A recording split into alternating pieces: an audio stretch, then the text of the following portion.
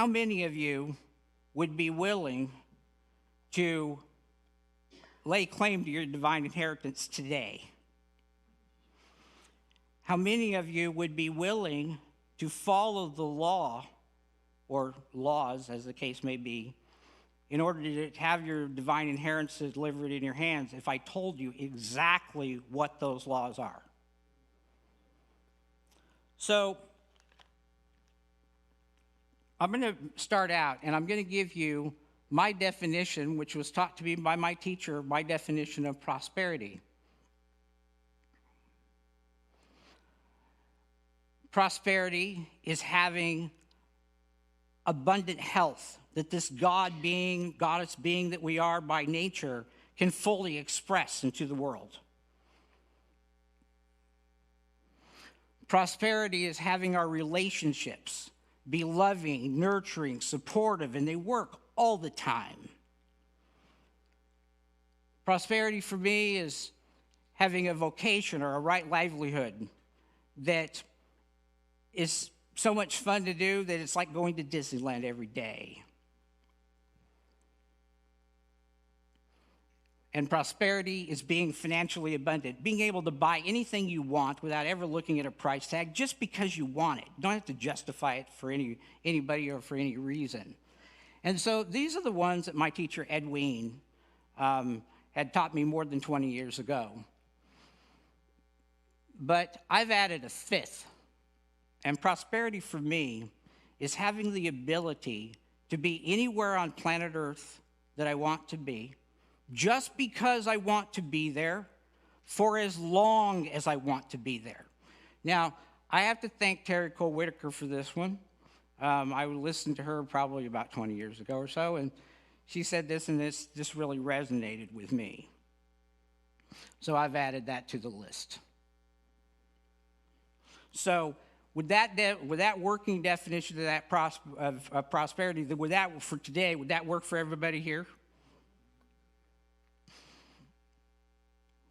So what are the laws that govern us living a prosperous life, as Ernest would put it, having our divine inheritance delivered into our hands? The first law is that we're required to acknowledge that God is our source. It isn't your employer that writes that paycheck. It isn't the government that sends you the check in the mail. And it isn't your mama, even though you're 30 years old living in her basement with no income. That is not your source. It used to be. Okay, there you go. I like that, John. So we have to acknowledge that God is our source. Now that requires it requires an action step. It requires us to step forward and say, okay, we really believe that. AJ, what's happening? There we go. And so what is that action step? There we go. So we are required to return 1/10 of all the universe brings us to the person, place, or institution where we are spiritually fed. I need to get a drink.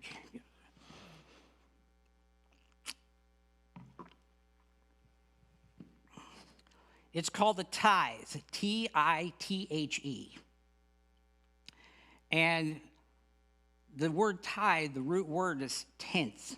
So let me say that again. The root word of tithe is tenth. Now, whoops, let me back up. Oh, no, I'm going too far. Going the wrong way, actually.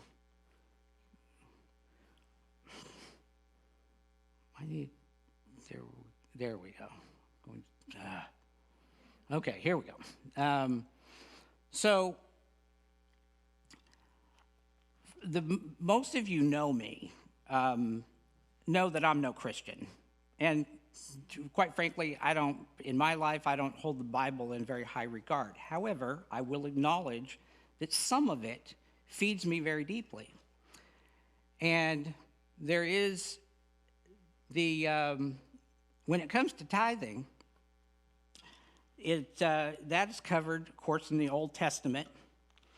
And if you look in the Old Testament, most of the books, or I will say not most, many of the books are named after dudes. There's the book of Job and Ezekiel and Daniel and Amos and so on. Those are all dudes, but there's this hidden gem. It's the last book in the Old Testament, the book of Malachi. And that book isn't named after a dude, because I was thinking, who is this Malachi? Well, it turns out that's not a person. It's translated, Malachi means angel. And the angel spoke on this subject.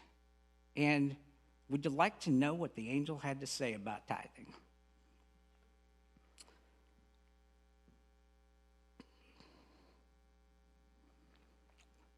Bring ye all the tithes into the storehouse, key word, that there may be meat in mine house, key phrase, and prove me now, key phrase, herewith, saith the Lord of hosts, if I will not open the windows of heaven and pour you out a blessing, that there shall not be room to receive it. Now, what exactly does that mean? Let's unpack that a little bit. What are we talking about when we say storehouse? Well, obviously that's where the food is stored. Well, what kind of food are we talking about? Because of the meat in mine house, we're talking about spiritual food. And what is spiritual food? Even the very beginner truth student can recognize spiritual food. Spiritual food is that which causes us to remember the truth about who we are, which is the incarnation, the physical incarnation of the ever-living God. That's the truth about who we are. And so anything that causes you to remember that, that's spiritual food. But the interesting thing about this piece of scripture is the word "prove me now." That those just jump off the page, because this is the only place in the entire Bible where we are invited to prove God in our life. All the other places in the Bible, God is a given. Like in the beginning, God. There's no question about it.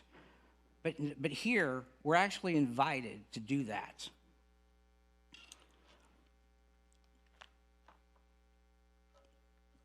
So my tithing story began about 30 years ago. And when I began tithing, I was making about $20,000 a year.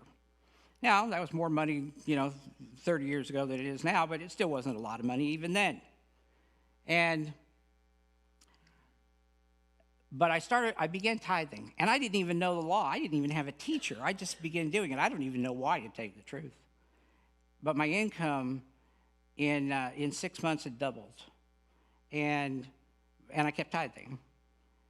And then by the end of the following year, the universe was returning to me $175,000 a year. I mean, and nothing changed in my life. My job didn't change. Nothing changed except my income. Now, let's get down to brass tacks about this tithing stuff. I get a lot of questions about that when I teach on that subject. And the question I get most often is, are we talking net or gross? I get that question every time. So, everybody take a deep breath. You're going to need it. Poke your neighbor and say it's gross, so get over it. The other question I get is, can I tithe 5% or 3% or some other percentage? And the answer is no. That does not activate the law. That doesn't fulfill the law. Now, it's a gift. And all giving is good, to be sure. Now, the other question I get is, well, what about giving money to a friend or or someone who needs it. That's a beautiful and wonderful thing to do too. However, that's not a tithe either. You're tithing to where you're spiritually fed. And of course, I get the question all the time. It's like, well, I don't know about tithing. I'm on a fixed income. And I love the way my teacher, Edwina, always answers that question, so I'll answer it like she does in her very Texas Southern accent. She says, if you're on a fixed income, sure, you fixed it. If you want to get it unfixed, you better start tithing because God doesn't know anything about a fixed income. So, pretty powerful words, but I can tell you it's transformed my life for sure. Now, tithing is not the whole law. The other thing that we're required to do is we're required to forgive everybody for everything every day. Now, for a lot of people that is very difficult, but in the workshop this afternoon, we're going to be talking about some forgiveness processes and exactly how to do that, because there's a lot of confusion about how you do this, because people don't, they talk about like you're supposed to forgive, but there's not a lot of instruction how, but we'll be going into that quite deeply in the workshop this afternoon. Number 3, we're required to set clear and measurable goals. Our only job in setting a goal is clarity and acceptance.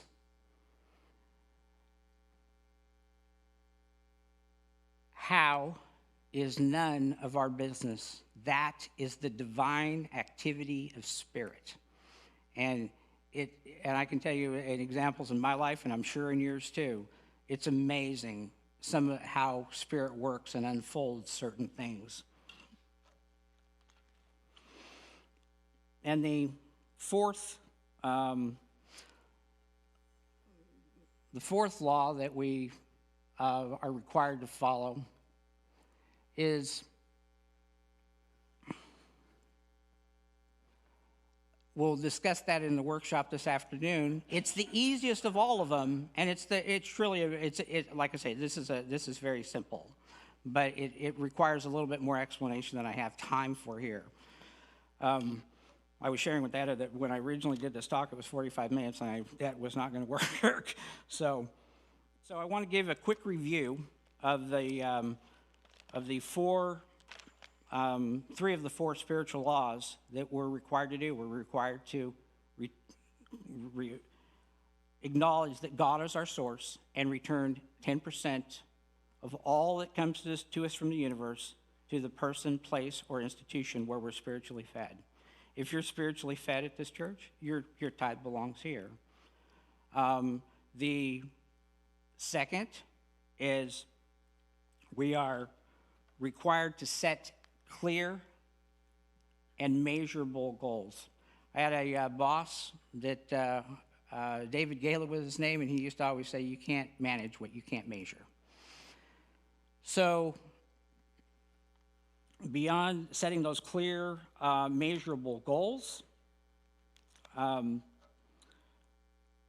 we must do our forgiveness work daily.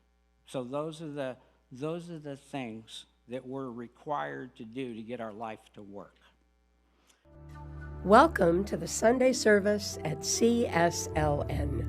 We are a welcoming and inclusive community of inspired individuals caring for and about each other and the entire planetary family. The Center for Spiritual Living Nashville offers spiritual tools for anyone seeking a more fulfilled and meaningful life through a deeper connection with a higher power or universal truths. Be sure to subscribe below if you enjoy our programs.